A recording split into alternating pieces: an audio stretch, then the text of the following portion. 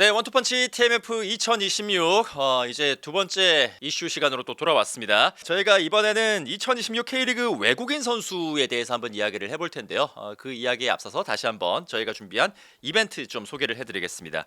저희가 이정효 감독님의 따끈따끈한 신간 정답은 있다, 이 책을 준비를 했는데요. 댓글을 남겨주신 5분께 저희가 이 책을 선물로 드리도록 하겠습니다.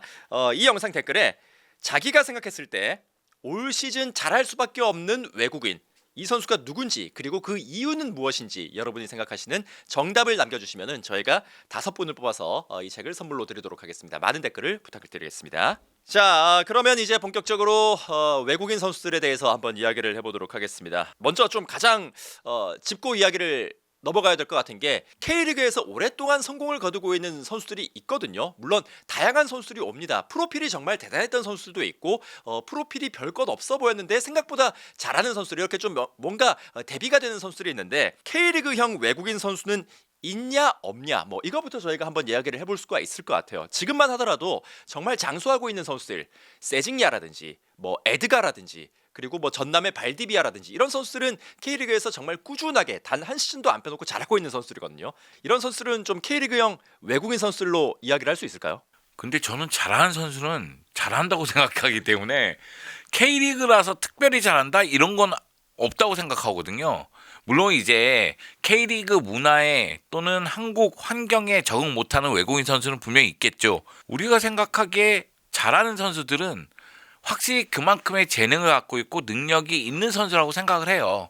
그거를 잘 활용하는 팀과 감독을 만나면서 그것이 꼽히는다 이렇게 봐야 되지, 저는 K리그형 외국인 선수가 있다? 이러기에는 좀 어렵지 않을까요? 사실 K리그에서는 잘 못했는데, 그러니까 잘 못했다기보다는 조금 평범했는데 외국 리그로 나가서 뭔가 꽃을 피웠던 선수도 저는 좀 생각이 나거든요. 이제 그 그라피테 선수가 분데스리가로 넘어가서 골도 굉장히 많이 넣었고 심지어 이제 브라질 국가대표 유니폼까지도 입었던 케이스가 있다 보니까. 근데 그라피테는 한국 환경에 적응을 못했어요. 예. 근데 그런 경우가 있어요. 근데 독일에서 이제 볼프스부르크에서 워낙에 좋아하고 펼쳤죠. 뭐 예를 들면 그것도 벌써 한 20몇 년 전이니까 훈련 강도나 횟수나 이런 부분에서 아마 그 그라피테가 와가지고는 학을 뗐을 것 같고, 그때는 그라피테도 아니었잖아요, 한국에서 활동할 때. 이름이 아니었죠 그게. 예, 그런 상황이고, 저는 K리그에 오는 외국인 선수는 기존의 K리그에서 뛰고 있는 한국 선수들이 갖고 있지 않은 특징이 있기 때문에 오는 선수들이라고 생각을 하거든요. 그러면은 그 특징을 보고 영입을 했으면은 그거를 살릴 수 있는 방향, 뭐 전술적인 구조라든가 그 선수의 어떤 활동 반경이나 이런 것들을 좀 디테일하게 잡아줘야 되는데, 이런 거를 잡아주기 시작한 게 불과 한 10년이 되지 않았다, K리그는. 그 전에는 외국인 선수면 일단 오면은 너 알아서 잘해야지, 너가 이거 견뎌내면서 적응해야지, 이런 상황이 좀 많지 않았나 싶고, 그런 부분에서 좀 성공한 대표적인 선수의 사례 바사니 선수를 생각을 하거든요. 바사니 선수가 이제 수원 삼성으로 가서 한 시즌을 뛰었는데 거기서 낙제점을 받았죠. 근데 부천으로 가가지고 완전히 이 선수가 왼발 스페셜리스트, 뭐 그냥 슈퍼 크랙이죠, 슈퍼 에이스, 이런 모습을 보여주고 2시즌 동안 잘해서 이제 1부 리그까지 와가지고 1부 리그에서도 바사니는 뭐 전북과의 개막전 한 경기 뛰었지만 어느 정도 또 능력을 보여줬단 말이에요. 그러니까 이게 그 팀이 갖고 있는 선수에 대한 시선, 기준, 눈높이 이런 것들이 잘 맞아야 이 선수가 자리를 잡고 갈 수 있는 그런 상황이 펼쳐진다라고 생각이 듭니다. 뭐 그런 것도 있는 것 같아요. 멘탈적인 것들. 그게 중요한 것 같아요. 저는. 그러니까 특히 브라질 선수를 예를 들면 이제 우리나라와는 전혀 다른 환경에서 생활하다가 이 동양권에서의 이 라이프 스타일 자체가 처음이잖아요. 근데 그런 거에 대한 적응, 그리고 이 팀에 대한 적응, 또 선수 동료들, 뭐 지도자에 대한 적응도 필요하고, 뭐 바사니 선수의 예를 들면 내가 한번 실패를 했는데 여기서 내가 난 한국 싫어, 난 그냥 돌아갈래 하느냐, 아니면 내가 그래 날 원하는 팀이 있으니까 내가 이 팀에서 한번 잘 해보자, 다시 도전하는 마음으로 하느냐, 그 차이도 굉장히 큰 것 같고, 그러니까 선수의 멘탈, 애티튜드 그런 것들이 얼마나 이제 잘 준비되어 있고 이 잘 적응할 마음이 있느냐에 따라서도 다른 것 같아요. 왜냐면 사실 외국인 선수들 중에 우리나라 들어올 때 굉장히 무시하고 들어오는 선수들이 굉장히 많아요. 네. 그래서 되게 쉽게 보고 내가 못하는 건 내 잘못이 아니야라고 생각하는 선수들도 굉장히 많아요. 이제 외국인 선수 영향력이 제일 큰 종목이 이제 배구거든요. 배구. 네. 근데 배구를 보면 되게 극명하게 갈려요. 진짜 이 팀에 녹아들어서 열심히 하는 외국인 선수가 있고, 뭐 어차피 뭐 시즌 끝나면 갈 건데 대충 하는 선수가 진짜 있거든요. 근데 이제 K리그에도 분명히 들어올 때 그런 마음으로 들어오는 선수들이 분명히 있어요. 이제 그런 선수들은 사실 성공하지 못하는 것 같고, 그냥 정말 내가 이 팀의 일원으로서 내가 팀에 도움이 돼야지라는 마인드로 들어오는 선수가 결국에는 성공을 하는 게 아닌가 싶습니다. 경기장에서 컵라면을 드셨던 그 선수의 이름도 그 좀 얼굴도 좀 이제 살짝 생각이 나고. 여기 있네, 시래기국을 여기. 좋아했던 사무엘. 예. 사무엘 시래기국 열심히 먹으면서 적응했잖아요. 예, 뭐 그런 선수들의 얼굴들도 다 좀 지나가고 그러는 것 같습니다. 자, 뭐 그렇다면 올 시즌의 외국인 선수들 역시나 또 좋은 활약을 펼쳐주고 있는 선수들이 있는데 좀 눈여겨 볼 수 있을 만한 올 시즌의 외국인 선수 있을까요? 저는 토마스 선수가 한 단계 더 성장했다고 봅니다. 지난 시즌이 끝나고 바이아웃 조항이 있으니까 뭐 중국이나 혹은 또 국내에 있는 다른 탑 팀으로 갈 수도 있는데 안양에 남을 때 뭐 왜 남았느냐라고 하는 인터뷰를 보면은 유병훈 감독이 나하고 어떤 축구를 하고 싶다라는 얘기를 굉장히 디테일하게 하는 거에 끌렸다라고 했고, 유병훈 감독은 지금 토마스 선수가 정말 한 1인 5역 그런 걸 할 수 있을 정도의 전술적인 그 역할과 자유도를 또 주고 있잖아요. 이제 그런 상황에서 이 선수는 네덜란드 2부 리그에서 뛰던 선수인데 와가지고 여기에서는 완전히 이제 탑 레벨의 선수로 지금 성장해 가고 있고, 아마도 1, 2년 안에는 안양에 엄청난 돈을 주고 또 다른 팀으로 갈 수 있지 않을까? 그러니까 이런 유형의 선수를 모든 팀들이 원하고 있죠. 데리고 올 때는 되게 이제 저평가해서 데려왔지만 이 팀 안에서 성장해가지고 또 많은 이적료를 주고 갈 수 있는, 남겨주고 갈 수 있는 선수. 제가 들은 바에 의하면 원래 첫 번째 선택이 아니었대요. 이제 토마스 선수를 영입하게 됐는데 토마스 선수가 갖고 있는 재능이 너무 많은 거예요. 그러니까 토마스를 센터백으로 쓰고 레프트백으로 쓰고 수비형 미드를 쓰고 다 잘하는 거예요. 그러다 보니까 다양한 방법으로 유병훈 감독이 활용할 수가 있었고, 지금 3백 쓰는 가운데 왼쪽 센터백 역할을 보지만 사실 토마스 선수 움직임 보면은 센터백의 움직임이 아니에요. 공격 전개할 때는 측면으로 빠지면서 측면 공격에 도움을 주고 미들라인에서 올라오는 경우도 많고, 그렇기 때문에 토마스가 하는 비중이 굉장히 크죠. 그래서 토마스는 굴러온 복덩이가 맞죠. 다만 이제 안양이 계속해서 품고 가기에는 너무 잘하고 있으니까 안양도 이런 부분에 대해서는 고민이 좀 있겠죠. 네, 얼마나 이 선수를 좀 보유를 하고 있으면서 어느 시점에서 좀 높은 이적료를 받을 수 있을지, 요거에 대한 고민이 역시 또 시민 구단으로서 재정이 좀 한정이 돼 있는 시민 구단으로서는 고민의 지점이 아닐까라는 생각이 드는데요.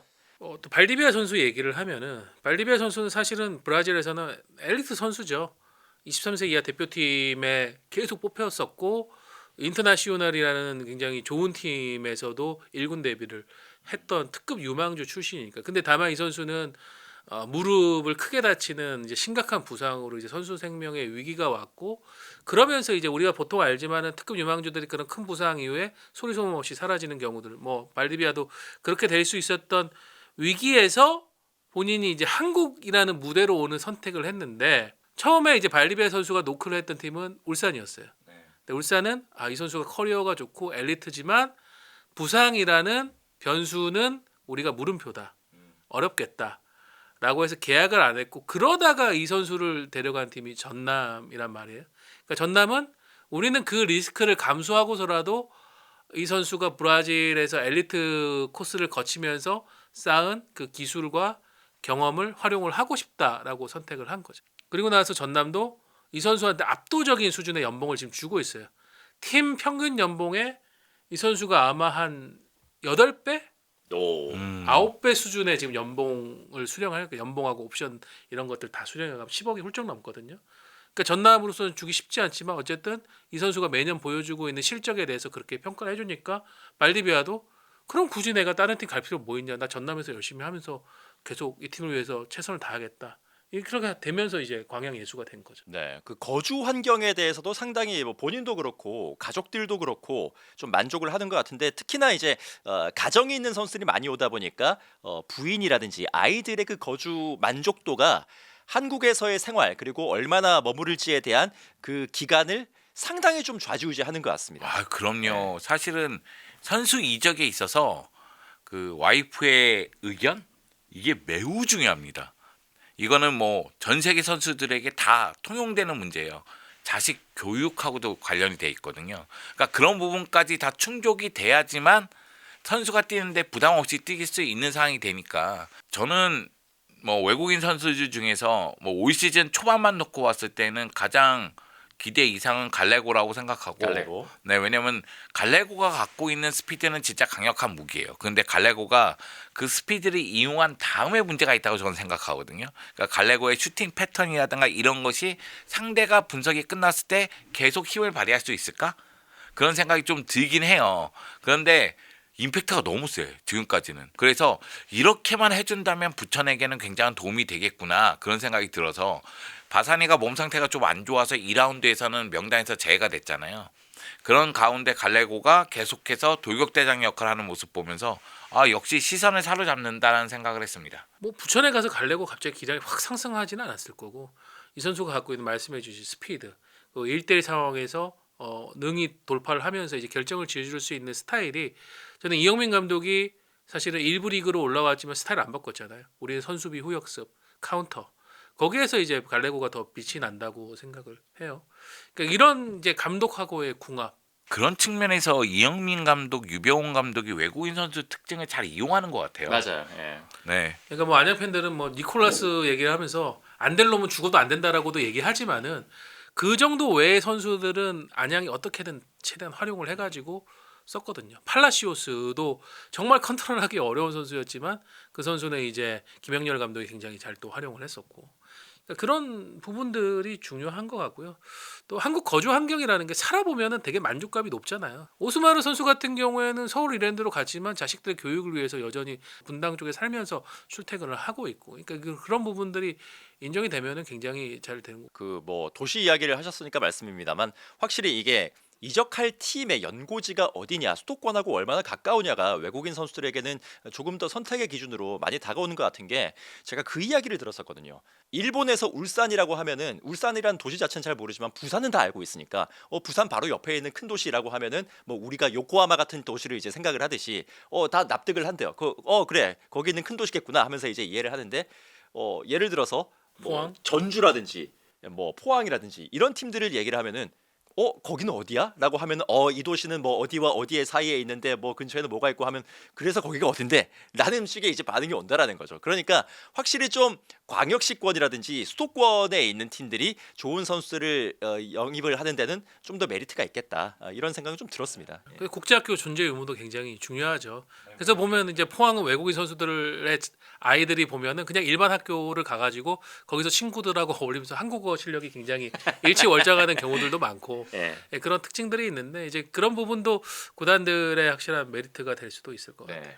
그 가성비 영입도 이제 말씀을 하셨으니까 저도 딱 하고 생각난 게 지금 또 부천의 티아깅요 선수거든요. 네. 이 선수 연봉 진짜 얼마 안 되는 걸로 제가 알고 있는데 물론 뭐 선수 자체의 개인 기량으로만 본다면 이 선수가 뭐 S급 선수다 이렇게까지는 얘기는 할 수 없을지 몰라도 이 선수에게 투입되는 재원을 생각했을 때는 정말 그야말로 극가성비의 선수가 아닌가라는 그런 생각이 또 들었습니다. 이런 선수를 또 어떻게 발굴을 해서 또 데리고 올 수 있는지도 자원이 한정되어 있는 팀들이라면은 또 누구나 꿈꾸는 그런 우수 사례가 아닐까라는 생각이 들어요. 저는 처음엔 편견이 있었어요. 왜냐하면 티아깅 선수가 워낙 체격이 왜소하기 때문에 야, 저 아무리 윙백이라고 하지만 K리그 상황에서 저거 몸싸움 배겨낼 수 있을까라고 했는데 이영민 감독은 괜찮습니다. 그래도 우리가 저 선수가 갖고 있는 접어서 이제 올려주는 그런 크로스라든가 그런 기동력이 저는 좋다고 판단했기 때문에 어떻게든 쓰겠다라고 했는데 이영민 감독 작년에 진짜 어떻게든 티아깅 써가지고 잘 썼죠. 활용했거든요. 네. 그러니까 그런 지도자의 의지가 중요한 것 같아요.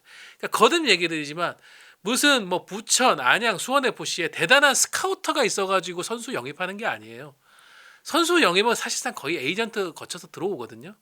그렇게 특장점을 보고 데리고 온 선수를 나는 이 선수 무조건 어떻게든 활용하겠다, 쓰겠다라고 하는 그 감독과 코치진 그리고 그걸 도와주겠다라는 선수들의 그런 뜻이 다 중요한 거지. 왜냐면은 빅클럽들은 적응 못하고 자기 가치 못 보여주는 선수 금방 버리잖아요. 그렇죠. 계약 금방 포기하잖아요.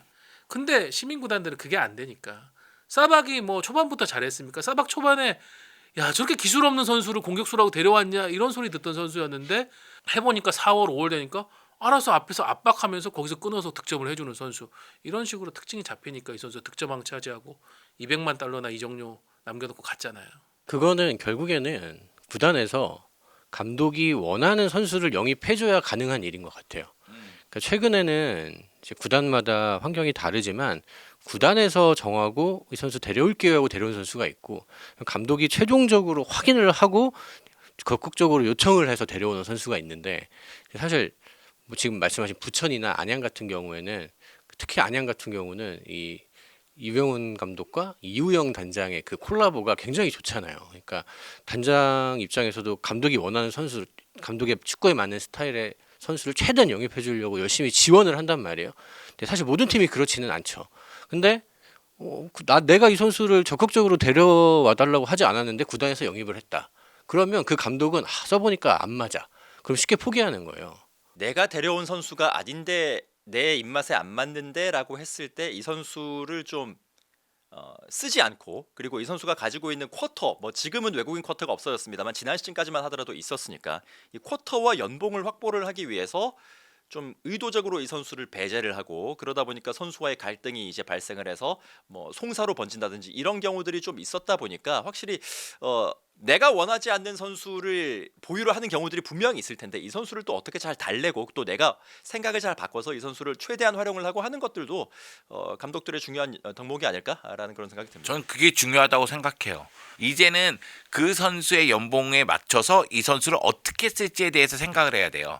왜냐하면은 아주 가까운 예로 브라질 같은 경우에도 여기는 선수 수출국이라는 이야기가 있었지만은 예전에는 뭐 조가보니또에서 능력 뛰어난 브라질 선수들이 유럽으로 바로 가고 이런 경우가 많지만 지금은 이적을 바라보는 시선 자체가 어린 선수들을 먼저 데리고 오려고 노력하고 있고, 또 브라질 내에서도 선수 등급이 나눠져 있어요.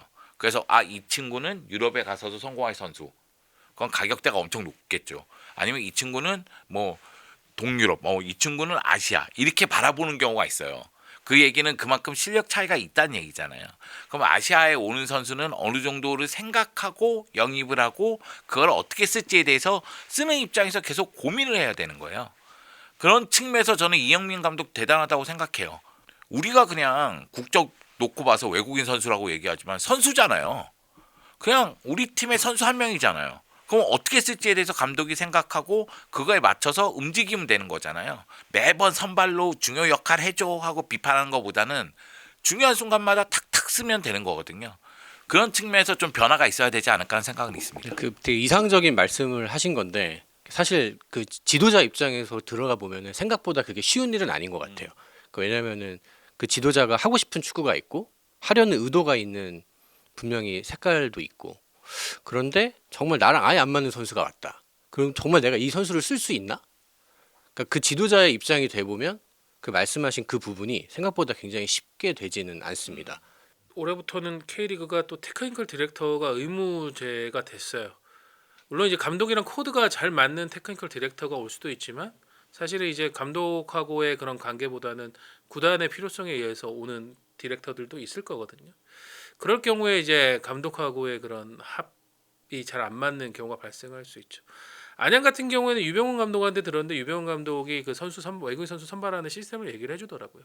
일단 본인이 이런 특징과 이런 유형, 이런 포지션의 선수를 원합니다라고 이우영 단장하고 이제 전력 강화실에다가 얘기를 하면은 거기서 영상이 한 5개에서 10개가 온대요. 그 구단이 현실적으로 영입할 수 있는 금액대의 선수. 그러면은 유병훈 감독하고 코치들이 그 영상을 계속 반복적으로 보면서 이 선수가 가장 낫겠다. 그 다음은 이 선수다. 그 다음은 이런 식으로 이제 차순위를 선택을 해가지고 그렇게 접촉을 해가지고 데리고 하는 방식이거든요. 이게 이상적인 그것도 방식인데 이상적이죠. 이게 사실 생각보다 이렇게 되는 구단들이 거의 없죠. 어렵죠. K리그에 많지가 않아요. 네. 이상적인 방향은 그런 방향이니까 그런 부분에 대해서 나아가야 된다는 얘기고요. 현실이 어려운 건 인정을 해야죠. 그건 또. 그리고 또 K리그의 문제는 이제 스카우팅 시스템이 그렇게 갖춰지더라도 실제로 가가지고 자기 눈으로 확인하고 그 선수의 어떤 역량적인 부분, 그리고 현장에 가서 그 선수의 어떤 캐릭터라든가 그런 부분에 레퍼런스 체크를 하는 구단들이 한 절반이 될라나? 오로지 에이전트가 제공한 영상에 의지해서 선수 영입을 하다 보니까 실패하는 경우들도 굉장히 많아요. 근데 예전에 진짜 많았죠. 반대로 실제로 가서 되게 몇 경기 꼼꼼하게 챙겨 보고 데려왔는데도 실패하는 경우가 많아요. 그렇겠죠. 예. 네, 그래서 사실 그거는 굉장히 뭐가 맞다 뭐가 틀리다 말하기 어려운 부분이 있고, 얻어 그리고 걸립니까? 사실 프리미어리그나 뭐 라리가의 빅클럽들도 진짜 큰 돈 써서 선수 영입하는데 실패하잖아요. 폭망하는 경우가 많죠. 근데 예. 그런 팀들이 그냥 데려오냐 이거죠. 거기는 정말 수십 명의 스카우트가 있고 정말 치열한 토론과 논의를 거쳐서 정말 수백억을 써서 데려오는데도 실패를 하잖아요. 근데 여기는 사실 그 정도 돈 쓰는 것도 아니고 뭐 스카우트가 많은 것도 아니고, 그러니까 실패 확률이 더 높을 수밖에 없는 거죠. 이거는 그냥 제가 들은 썰인데, 예전에는 K리그의 외국인 선수가 이적료가 뭐 100만 달러다. 그러면은 이 100만 달러 가치의 선수가 안 들어왔대요. 중간에 이제 돈이 나가니까 실질적으로는 한 뭐 50만 달러, 60만 달러 선수가 들어왔는데 이적료는 100만 달러가 된다. 이게 뭐 현지 에이전트든 뭐든 그런 일이 있었다고 하더라고요. 어렵죠? 어렵습니다. 요즘에는 선수의 특징하고 기량을 확인하기에는 와이스카우트 같은 좋은 플랫폼들이 많기 때문에 확인할 수 있는데, 굳이 현장에 가는 건 그거죠. 이제 눈탱이 안 맞으려고. 그리고 영상으로 볼 수 없는 그 선수의 어떤 캐릭터라든가 성장 환경이라든가 이런 걸 확인하는데, 그래서 K리그에서 보면은 그렇게 현장 가서 좋은 선수 잘 뽑아오는 대표적인 인물이 이제 부산의 박동우 전력 강화 실장 이런 분이거든요. 올해도 크리스찬 데려와가지고 지금 2경기 연속 골 넣으면서 잘 뽑았다. 로페즈 옛날에 제주에서 네, 이제 로페즈 로페즈를 로페즈 데려왔던 분인데, 그러니까 그런 부분들이 이 현장으로 가게 만드는 이유인 것 같아요. 정말 잘 보시는 분들은 진짜 잘 보는데 꽝인 분들은 그냥 꽝인 거예요. 그러니까 예를 들어서 지금 말한 그 특정 에이전트, 특정 스카우트가 잘 봤다고 하지만 그분이 잘 열심히 보고 데려왔지만 실패한 선수들도 있거든요. 그렇죠. 그래서 그럼 그거는 되게 복불복이어서, 네. 그러니까 우리 환경에서 사실 외국인 선수의 그 성공 여부를 가늠하기에는 그 변수들이 너무 많은 거예요. 근데 실패할 가능성이 높은 픽은 있더라고요. 옛날에 나랑 잘했던 선수라서 또 믿고 데려왔을 때 실패한 경우가 진짜 많아요. 그 지나간 시간만큼 그 선수의 상황도 변했고 내가 있는 환경도 다른 환경이고, 그런데 예전에 아름다웠던 추억 하나만 믿고 선수 다시 데려왔다가 보면은 거의 100이면 100. 그냥 PD가 날 보는 눈이 그래 지금. 옛날에 아름다웠던 추억을 가지고 이제 데려왔다가 좀 폭망하는 케이스, 이런 이야기를 좀 말씀하셨는데, 당장 이제 좀 올 시즌에 생각이 나는 선수가 말컹이거든요. 말컹 같은 경우에는 예전에 한국에 있었을 때 워낙에 지배적인 모습을 보였었으나 이제 작년 중순에 한국으로 왔을 때 몸 상태에 대한 그런 이야기들도 있었고, 이후에는 좀 워크의식에 대한 이야기들까지도 좀 나오고 있는 지금 상황이라서 이 선수를 굉장히 높은 기대치로 데리고 왔는데 실제로 까보니까 이제는 약간 좀 어떻게 해야 될지 모르겠다라는 그런 좀 안 좋은 그런 방향으로 가고 있는 케이스들도 있는 것 같아가지고 지금 잘하고 있는 선수들, 그리고 좀 어려운 선수들, 이런 선수들 이야기도 좀 한번 해봤으면 좋겠습니다. 말컹은 앞으로가 더 걱정돼요. 제가 보기엔 기회를 받을 수 있는 상황이 좀 제한적으로 바뀌지 않을까. 저는 사실 서울의 최전방들은 좀 걱정이 돼요. 후이지와 클리말라. 네. 클리말라는 그래도 후이지보다는 좀 괜찮아 보이지 않나요? 클리말라는 지난 시즌에 부상 때문에 많이 쓰지는 못했고, 후이즈는 많이 걱정되고요.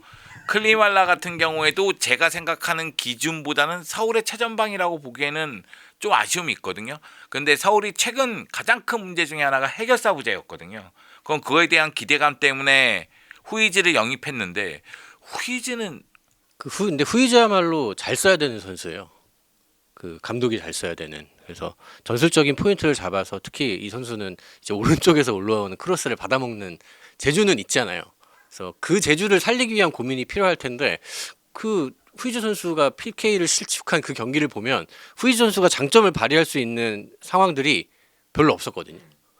근데 아마 그 선수는 그런 걸 기다리고 있었을 텐데 뭐 그런 건 거의 없었으니까 뭐 PK 놓친 거는 논외로 하고, 그래서 어쨌든 이 선수가 주전으로 뛰는 게 아니라 이제 어느 정도 교체 백업으로 쓴다고 하면은 어쨌든 골이 필요한 상황이 들어갈 거 아니에요. 그러면 그런 패턴들에 대한 뭐 선수와의 호흡이라든가 누가 크로스를 잘 올려줄 것인가에 대한 김기동 감독의 고민이 좀 필요하지 않을까 싶습니다. 그리고 이제 파주의 보르아.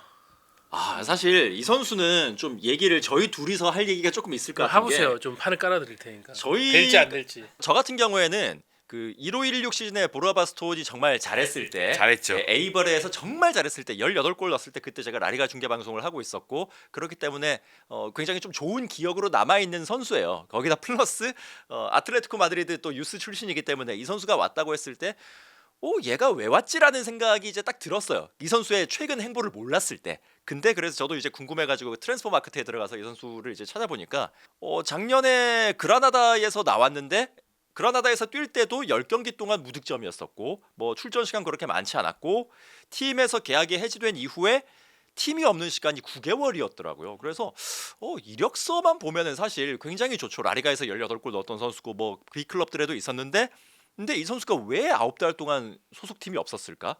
이거에 대한 이제 의구심이 있다 보니까 혹자들은 이제 그렇게 얘기하더라고요. 제시 린가드 이후에 가장 좋은 프로필의 선수가 K리그에 왔다라고 이제 평가를 하시는 분들도 계신데 프로필 자체는 그렇게 얘기할 수 있는데 이 선수에 대한 의구심을 사실 저는 좀 지울 수가 없어요 지금. 그건 뭐 당연하죠. 사실은 제 생각에는 이건 영입해서 안 되는 거 아닌가 이런 생각이 좀 더 많거든요. 왜냐면은 시간이 오래전 이야기예요. 그거 10년 전이거든요. 네. 그런데 지금 많이 뛰는 K리그 2에서 물론 뭐 세트피스 상황이라든가 아니면 높이를 이용하는 상황에서 충분히 이용할 수 있겠지만 그 외의 상황에서는 충분히 힘을 발휘할 수 있을까? 저는 그렇게 생각하지 않거든요. 그렇기 때문에 이 영입이 지금 맞나? 이런 의구심이 들 수밖에 없어요. 그래서 이 선택은 조금 그렇지 않나? 그 이런 10년 전에 수원 FC가 승격하고 하이메 가빌란이라는 네. 빅네임을 데려왔었는데 약간 비슷하거든요. 오군지미 오군지미도 있었고 벨기에 또 국가대표. 오군지미. 네. 가빌란도 라리가에서 뛰었잖아요. 라리가에서 꽤 오래 뛰었던 네. 좋은 선수였는데 사실 K리그 1에서 잘 적응 그 못했거든요. 과거 FC 서울 키키 무산파. 네. 그래서 그런 사례들이 많아서 예. 알파이 외잘란 이런 선수들. 근데 예. 제가 얘기하고 싶은 건 그건 있어요. 가빌란이라든가 무산파라든가 사실은 선수 생활로 봤을 때는 충분히 제 느낌상은 나이로 봤을 때는 이건 좀 괜찮겠다 이런 느낌이 들게 있었거든요. 근데 보르아바스토는 그게 잘 안 들어서 그래서 걱정돼서 말씀드린 거예요. 이렇게 얘기하면 또 잘할 수도 있어요. 또 한번 네. 의혹이 의혹으로 번질 수 있는 네. 그런 상황이 될 수 있지 않을까 싶은데 한번 보고 싶긴 하네요. 저희가 오늘 얘기를 하다 보니까 계속 파주 이야기를 좀 많이 하게 되네요. 예, 좀 의도치 않게 얘기를 많이 하게 되는 그런 느낌이 좀 있는 것 같습니다. 걱정이 되는 선수들 이야기를 했다면 또 잘 하고 있는 선수들, 더 잘할 것 같은 선수들도 좀 있을 것 같아요. 아까 저희가 그 1부 때 수원 FC 이야기를 하면서 뭐 프리조 선수 이야기도 하기도 했는데 프리조 이외에도 같이 온 외국인 선수들이 있잖아요. 뭐 마테우스 바비라든지 델란이라든지 이런 선수들도 있는데 이 선수들 다 잘 데리고 온 것 같습니다. 수원 FC는 확실히 예전부터 외국인들을 아주 잘 데리고 오는 구단인 것 같아요. 그러니까 프리조 같은 경우에는 이제 왼발에다가 테크니션이니까 해야 되는 역할이 딱 루안 위치에서 해줄 수 있는 그런 것들이 있었고, 근데 전에 정다우 기자가 얘기해줬지만은 그 브라질 선수 4명이 또 동일 에이전트이기 때문에 윌리안 선수가 맏형 역할을 하면서 선수들에게 한국의 특징 적응을 하기 위해서 필요한 부분 또 문화적인 부분 이런 것들을 많이 알려주고 있다고 하니까 잘 되는 것 같더라고요. 저는 델란 선수도 굉장히 지금 좋게 보고 있어요. 보면 이 선수로부터 출발하는 전환 패스가 항상 유효한 공격으로 연결돼가지고 득점까지 가는 경우들이 많더라고요. 그러니까 그런 시스템을 박고나 감독하고 코칭 스태프가 잘 만들어주니까 외국인 선수들이 더 흥이 나고, 마테우스 바비는 합류가 늦었지만은 그래서 지금 수원 FC가 일부러 22세 이하 카드인 하정우 선수를 먼저 쓰고 후반에 마테우스 바비를 넣었는데, 그러니까 이 선수는 오히려 좀 부담이 덜한 상황에서 상대 힘이 빠졌을 때 들어가서 밀어붙이니까 그것도 효과가 나고 그런 거 좋은 것 같습니다. 그리고 많은 분들이 잘 모르실 것 같은데 용인에 그 광브리엘이 있어요. 예. 네, 광주에서 잘하던 하는 돌아왔죠. 돌아왔는데 가브리엘 티그랑. 그 선수가 뭐 작년에 강원 갈 뻔했는데 이제 메디컬 이슈가 있어가지고 안 되고 이제 용인을 왔는데 그래도 잘하더라고요. 네, 확실히 그 밀고 들어가는 힘이나 스피드 이런 것들은 좋아서 거의 용인에서 거의 유일하게 괜찮은데? 유일하게 괜찮다는 건 너무 좀 그런 거 아닙니까? 9경기 3골 넣고 있잖아. 네, 확실히 뭐 이브리그에서는 광브리엘 괜찮다. 그러니까 이 선수는 항상 이제 문제가 되는 게 그 다치는 그 부상이잖아요. 부상만 잘 관리를 해주면은 통할 것 이제 같습니다. 부상도 있고 이제 조금 투박한 면이 있죠. 예. 네, 근데 이브리그에서는 뭐 그 정도의 기량이면 충분히 위협적이긴 하더라고요. 예. 그 골을 넣고 나서 이제 눈물을 흘렸던 첫 번째 라운드 경기가 좀 많이 기억이 납니다. 가족사가 좀 아픈 가족사가 있었는데 그걸 또 딛고 이제 K리그에서 한국에서 또 두 번째 도전에 나서는 거니까 좀 좋은 기억들 서로에게 많이 남았으면 좋겠다라는 그런 생각도 좀 들고요. 그리고 돌아와서 또 잘하는 선수가 있습니다. 울산의 야구 같은 경우에는 중국을 갔다가 거기서 이제 화타를 만나는 바람에 굉장히 또 새 사람이 돼서 돌아와서 울산에 큰 힘이 되어주고 있습니다. 이 선수 왜 달라진 걸까요? 그 김현석 감독이 야구를 잘 쓰고 있다고 생각해요. 그러니까 그 전까지는 만들어가는 축구를 하다 보니까 좁은 공간 내에서 야구가 무언가 해야 됐었거든요. 그러다 보니까 상당히 어려움을 겪었다는 생각이 드는데 김현석 감독은 조금 더 직선적인 축구를 구사하면서 야구의 장점을 좀 끌어낸 것이 아닌가. 솔직히 외국인 선수 중에서 눈에 들어오는 선수가 야구, 그 마테우스, 뭐 네게바 이런 선수들은 눈에 들어오긴 하거든요.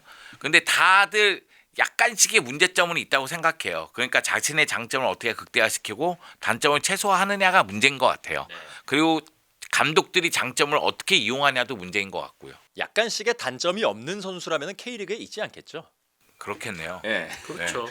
그 야구는 사실은 그 터지기 시작한 시간부터는 그 작년 전반기 제외하고는 항상 왼발 피니셔로서 탁월한 모습을 보여줬거든요. 강원에서도 이제 득점왕 페이스였었고 울산으로 이적한 뒤에도 뭐 결정력 보여줬었고.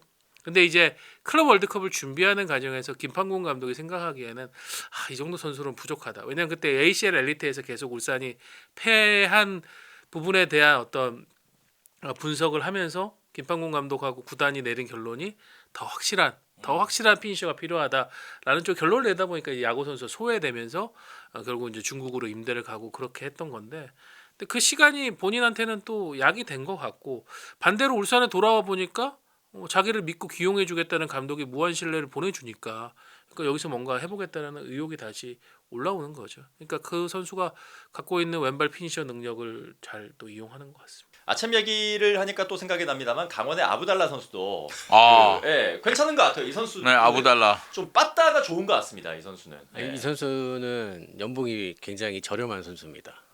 비싸지 않아요. 이 모든 K리그가 꿈꾸는 그런 영입 아닙니까? 비싸지 가성비. 않아요. 많이 싼 선수입니다. 예. 그래서 일단은 생각보다는 좋다. 음. 특히 이제 슈팅 타이밍. 그 이제 예측하지 못한 슈팅 타이밍에 그러니까 그게 돼요. 슛이 나가고 그리고 일단 슛에 적극적이어서 슛에 소극적인 강원 FC 다른 선수들과는 확실히 차별점이 있다. 그래서 출전 시간이 점점 늘어날 것 같습니다.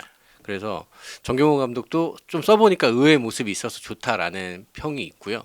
이 선수는 처음에 데려왔을 때는 사실 그 기대감이 크진 않았어요. 일단 워낙 싸니까 뭐 뭐야, 싼 맛에 데려왔다는 느낌 같아. 맞아요. 싸다는 걸 굉장히 강조하고 있는 얼마나 싼 겁니까? 지금 무슨 다이소예요, 다이소.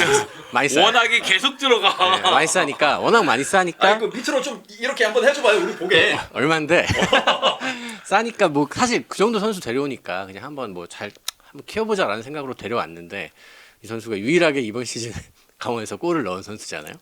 무려 4경기에서 한 골을 넣은 강원의 유일한 스코어러입니다. 네. 저는 지금 약간 K리그2에서 눈여겨보는 선수가 한 명 있는데 안산의 그 마초비라는 선수가 있어요. 마초 그 예. 센터포드 보는 선수요. 예. 남수단 국가대표 출신 이 선수인데 뭐 남수단이 지금 보니까 얘기는 아프리카에서 가장 빠른 속도로 성장하고 있는 국가라고 하더라고요. 그래서 네이션스컵에서도 선전하고 있고 한데 약간 느낌이 딱 전형적인 어떻게 갈지 모를 예측 불가능한 그런 어떤 아프리카 공격수, 신장 통통 피지컬 튀는구나. 좋고 유연하고 운동 능력이 좋은. 그래서 이 선수가 뭔가 0점을 잡고 움직이면은 제2의 말컹이 될 수도 있지 않을까라는 기대감을 살짝 걸어보는 그런 특징이 있더라고요. 네, 사실 한국에 그 남수단 선수들이 2명이 더 있었죠. 이제 프로 레벨은 못 올라왔는데 이제 춘천이었나요? 거기에서 뛰었던 폴 같은 그런 선수를 저는 좀 생각이 나는데 이게 남수단이라고 하면은 확실히 이제 좀 국제 축구에서는 좀 비주류다 보니까 네. 이렇게 생각하기 어려운 국적이긴 한데 우리나라도 사실 그 바코가 들어오기 전에는 조지아 축구에 대해서 잘 몰랐잖아요. 그쵸, 그렇기 그쵸. 때문에 좀 이런 새로운 영업선들을 많이 좀 발굴을 하면은 K리그 모든 군단들이 꿈꾸는 그 가성비들이 많이 나올 수 있지 않나?라는 그런 생각이 좀 들기도 합니다. 이스라엘도 되게 못 보던 선수긴 하네요. 그러니까. 네. 예. 한때 울산이 이제 스웨덴 선수 2명이 와가지고 성공하면서 이제 또 그러니까 다른 팀들도 스웨덴 붐이 좀 불고 있죠. 근데 이제 그 아부달라 선수 얘기도 나왔었고 티아깅요 선수 얘기도 나왔었고 이 가성비에 대한 이야기를 저희가 계속 하고 있잖아요. 근데 애초에 이제 저희가 그 외국인 선수에 대해서 오늘 이제 TMF에서 말하기로 했던 그 여러 가지 이유 중에 하나가 제가 생각하기에는 올 시즌에 K리그에서 원에서는 외국인 선수 영입 제한, 그러니까 이제 보유 제한이 이제 풀리게 되면서 다양한 외국인 선수들을 이제 부천처럼 좀 보유를 하면서 이제 기용을 하는 그런 팀들이 좀 늘어났다라고 생각이 들거든요. 국내 선수들의 몸값이 좀 많이 올라간 상황에서 좀 그런 가성비 외국인 선수들을 데리고 있으면서 이 선수들이 터지기만 한다면은 좀 좋은 결과를 얻을 수도 있고 또 높은 가격으로 판매를 하면서 육성형 외국인 선수로서의 그런 기능들도 좀 노릴 수 있지 않나? 그래서 이제 외국인 선수들의 그 비중이 예년보다는 확실히 좀 더 올라가지 않았을까? 다른 의미로 그런 생각을 저는 좀 하는데 부천처럼 오히려 돈이 적음에도 불구하고 또 다양한 선수들을 데리고 있으면서 활로를 다르게 열 수 있는 그런 가능성들을 올해 좀 보여줄 수 있지 않을까? 이런 생각은 좀 듭니다. 그러니까 이게 우리가 베이스가 국내 선수로 흔히 말하는 일단 왁구를 짜놓고 그리고 여기는 외국인 선수를 넣는다. 이제 그렇게 이제 우리가 스트럭처를 짜잖아요. 네. 근데 이제 아예 다른 개념으로 가야 될 것 같아요. 방금 전에 말씀을 하셨지만 지금 국내 선수에 대한 인플레이션이 어마어마하기 때문에 선수에 대한 객관적인 평가가 지금 이루어지지 않는다고 저는 생각을 하거든요. 그래서 그 연봉에 맞는 역할, 또 비중, 활약 이게 되면 좋은데 안 되는 경우가 되게 많아요. 그래서 차라리 지금은 외국인 선수로 아예 왁구를 짜고 거기에 이제 부천이나 안양처럼 국내 선수는 조금 연봉이 싸더라도 그래도 많이 뛰어주고 팀의 약점을 채워줄 수 있는 그런 선수들로 하는 게 특히나 이제 돈이 많지 않은 이제 시도민 구단한테는 그런 게 맞지 않을까라는 생각이 드는데 이 인플레이션이 계속 될 거거든요. 이 인플레이션 절대 끝나지 않습니다. 능력 있는 국내 선수들은 다 해외로 나가고 팀이 점점 많아지고 그럼 선수의 선택지가 더 많아지고 어쩔 수 없이 국내 선수의 몸값은 올라갈 수밖에 없어요. 그러면 1부 리그 같은 경우는 어차피 선수 무제한이니까 외국인 선수가 그냥 뭐 좀 싼 선수들 많이 영입하고 뭐 교체로 쓰면 되잖아요. 아예 팀이나 지도자들도 그거에 대한 인식의 전환이 좀 필요할 것 같습니다. 이게 이야기가 나왔는데 외국인 선수 무제한이라는 게 매우 큰 거예요. 외국인 선수를 쓸 수 있는 게 한정적이면 결국 확실한 카드를 영입할 수밖에 없어요. 그러면 확실한 카드라는 건 뭡니까? 비싼 선수를 데리고 온다는 얘기예요. 근데 무제한이면 이야기가 확 달라지거든요. 그러면은 우리가 보유해서 키울 수도 있고 보유하면서 상황에 따라서 쓸 수도 있고 안 쓸 수도 있는 거 아니겠어요? 그런 상황이 지금 발생하고 있다는 거죠. 지금 그 문제를 해결하려면은 보유는 무제한을 풀었는데 기용을 제한. 그래서 그것도 꼭 바꿔야 될 것 같아요. 저도 바꾸었습니다. 바꿔야 그래서. 돼요. 근데 그럼 이 바뀔 수밖에 딜레마는 없을 것 같아요. 그거예요. K리그에는 항상 투영되는 것이 국내 선수를 여기서 잘 육성해야 된다. 그게 한국 축구의 근간이다라는 인식이 있거든요. 저는 세르지오 코스타 감독이나 루이 킨타 감독하고 인터뷰했을 때 좀 인상적으로 그분들이 얘기했던 게 뭐냐면은 나는 한국 선수, 외국인 선수 구분하지 않는다. 우리 선수지. 그치. 왜 구분하느냐. 맞아. 예, 그런 접근을 했는데 근데 우리는 국내 지도자들이나 많은 팬들은 다 그걸 이분법을 구분해서 보거든요. 프로축구 연맹도 아마 그 부분이 걸려가지고 무제한으로 보유는 풀면서도 사실 기용은 제한을 두는 실질적으로는 많은 팀들이 무제한 보유할 수 없게끔 상황을 뒀다고 생각을 해요. 뭐 그 안에서 밸런스를 잘 잡아가야죠. 예를 들면 뭐 J리그에 존재했던 C 계약처럼 해가지고 연봉적인 부분에서 제한을 건 외국인 선수 그리고 뭐 나이를 뭐 한 23세 이하 젊은 선수들 데려와서 이 선수들은 기용 제한 상관없이 기용할 수 있다라는 식으로 좀 해서 그러면 또 어떤 구단들은 더 육성형 선수를 적극적으로 품는 경우들이 있겠죠. 어차피 돈 없는 시민 구단이야 그런 선수들만 계속 영입할 거고 그런 좀 아이디어를 내야 되고 현장에 있는 지도자들도 불만이 있는 것 같더라고요. 아니 뭐 보유는 우리가 6명 7명 하면 뭐하냐 이 선수들 기용 못하면은 외국인 선수들 정말 케어하기 어렵다 그렇게 되면은 이거 왜 한 거냐 그 무제한을 왜 푼 거냐 그런 불만들도 많아서 여기에 대해서는 연맹에서도 다음 시즌 대비해서는 좀 규정적으로 생각해 봐야 돼요. 근데 저는 그게 이미 해결이 되어 있다고 생각을 하거든요. 팀이 지금 우리가 1부 리그에 12개가 있고 2부 리그에 무려 17팀이 있잖아요. 이 정도면 그 육성 인프라는 이미 해결이 된 거예요. 팀이 29개고 등록 선수가 1000명 시대가 됐는데 근데 앞으로 K리그에 팀 더 들어오거든요. 그럼 30개 이상의 팀이 들어오는데 저는 그거는 이미 해결된 문제라고 생각을 해서 뭐 국내 선수 때문에 뭐 외국인 쿼터를 우리가 뭐 기용 선수를 제한해야 된다라는 거는 사실 논리적으로 맞는 얘기는 아닌 것 같아요. 저는 그것도 좀 드는 생각이 U22 제도를 없앴을 때 최고의 선수들이 와가지고 증명하고 뛰어야 되는 게 맞지 않느냐, 뭐 연령에 따라 가지고 이게 뭐 누군가는 특혜를 받는 거는 맞지 않다라는 그런 선수들의 이야기가 있었어요. 이제 좀 잘 이제 풀렸던 선수들의 이야기가 있었는데 그거를 이제 외국인 선수한테도 똑같이 이제 적용을 해보면은 아니 어차피 다 똑같이 우리 팀에 있는 선수고 그렇죠. 우리는 우리 니네 이게 아니라 똑같은 선수들인데 굳이 그렇게 구분을 나눠가지고 누군가에게는 출전을 제한하는 일종의 이제 디메리트 불이익이 있을 수 있는 제도를 유지할 필요가 있나? U22를 없앴다면은 외국인 출전 제한도 없애는 게 맞지 않나? 그래야 최고의 경기를 보여주는 결과가 나오지 않을까라는 생각이 저는 좀 들어요. 그게 당연한 얘기예요. 그러니까 포인트를 어디다 두느냐가 가장 중요한데 가장 중요한 포인트는 경기의 질이에요. 팬들에게 가장 좋은 서비스를 보여줘야 되는 거 아니에요. 이거 상품이거든요. 그럼요. 물론 축구인들이 보기에는 한국 축구 발전을 위해서 어느 정도는 제한을 걸어둬야 된다. 이렇게 얘기할 수 있다고 생각해요. 그거는 이제 시선의 차이니까. 그런데 그거는 지금 설득력이 떨어져요.